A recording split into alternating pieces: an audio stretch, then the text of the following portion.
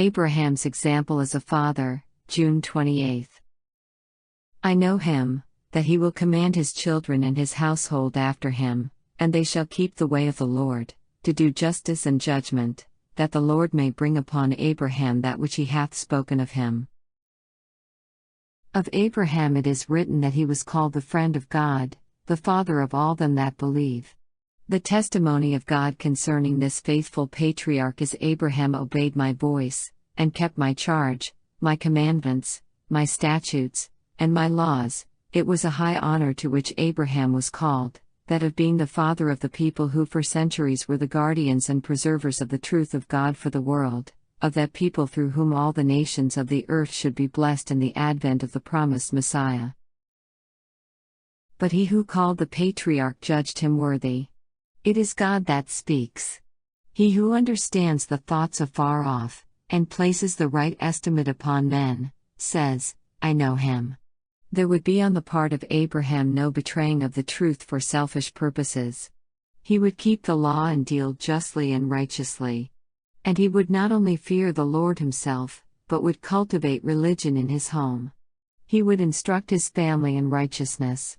The law of God would be the rule in his household. Abraham's household comprised more than 1,000 souls.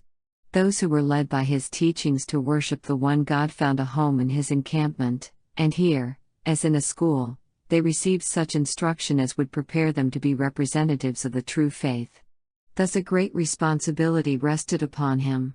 He was training heads of families, and his methods of government would be carried out in the households over which they should preside.